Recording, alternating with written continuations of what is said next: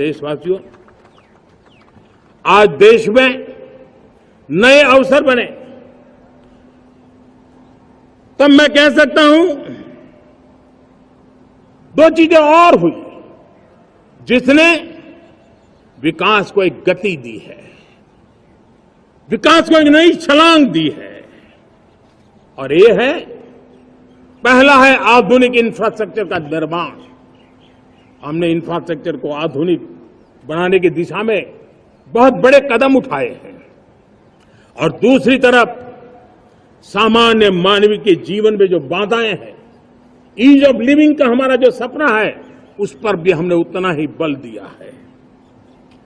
पिछले एक दशक में अभूतपूर्व इंफ्रास्ट्रक्चर का विकास हुआ है। रेल हो, रोड हो, एयरपोर्ट हो, पोर्ट हो, ब्रॉडबैंड कनेक्टिविटी हो,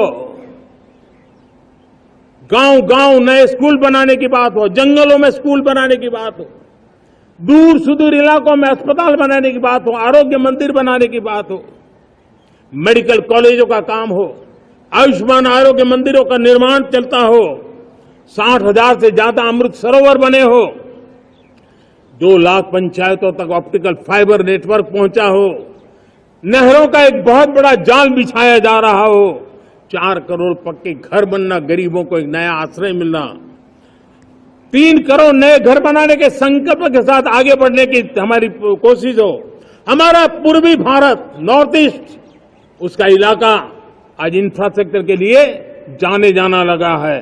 और हमने ये जो कायाकल्प किया है, उसका सबसे बड़ा लाभ समाज के उन वर्गों तक हम पहुंचे हैं जो ग्रामीण सड़कें वहां बनी है जिनकी तरफ कोई देखता नहीं था, जिस इलाकों को नहीं देखता था, जिन गांवों को नहीं देखता था। दलित हो, पीड़ित हो, शोषित हो, वंचित हो, पिछड़े हो, आदिवासी हो, जंगल में रहने वाले हो, दूर सुदूर पहाड़ों में रहने वाले हो, सीमावर्ती स्थान पर रहने वाले हो, हमने उनकी आवश्यकता की पूर्ति की है। हमारे मछुआरे भाई बहनों की आवश्यकताओं को पूरा करना, हमारे पशुपालकों के जीवन को बदलना, एक प्रकार से सर्वांगीण विकास का प्रयास हमारी नीतियों में रहा, हमारी नीयत में रहा है, हमारे रिफॉर्म में रहा है, हमारे कार्यक्रमों में रहा है, हमारी कार्यशैली में रहा है। और उस सबसे बड़ा लाभ मेरे युवाओं को होता है। उनको नए नए अवसर मिलते हैं, नए नए क्षेत्र में कदम रखने का उसके लिए संभावनाएं बन जाती है। और वही तो सबसे ज्यादा रोजगार दे रहा है। और सबसे ज्यादा रोजगार प्राप्त करने का अवसर इन्हीं समय में उनको मिला है। हमारा जो मध्यम वर्गीय परिवार है, मध्यम वर्गीय परिवार को क्वालिटी ऑफ लाइफ, वो स्वाभाविक उसकी अपेक्षा रहती है। वो देश के लिए बहुत देता है, तो देश का भी दायित्व है कि उसकी जो क्वालिटी ऑफ लाइफ पे जो उसकी अपेक्षाएं हैं, सरकार की कठिनाइयों से मुक्ति की उसकी जो अपेक्षाएं हैं, उसको पूर्ण करने के लिए हम निरंतर प्रयास करते हैं। और मैंने तो सपना देखा है कि 2047 जब विकसित भारत का सपना होगा, तो उसकी एक इकाई ये भी होगी कि सामान्य मानव के जीवन में सरकार की दखलें कम हो, जहां सरकार की जरूरत हो वहां अभाव न हो, और जहां सरकार की बेकारण प्रभाव भी न हो, इस प्रकार की व्यवस्था पर हम प्रतिबद्ध हैं।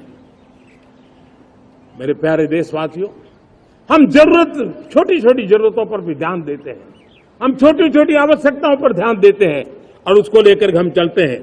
चाहे हमारे गरीब का घर का चूल्हा जलता रहे, गरीब की मां को कभी आंसू पी करके सोना न पड़े, और इसके लिए मुफ्त इलाज की योजना हमारी चल रही है। बिजली, पानी, गैस अब सैचुरेशन के मूड पर है। और जब हम सैचुरेशन की बात करते हैं, वो 100% होता है।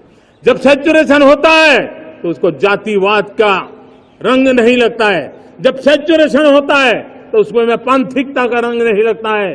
जब सैचुरेशन का मंत्र होता है, तब सच्चे अर्थ में सबका साथ सबका विकास का मंत्र साकार होता है।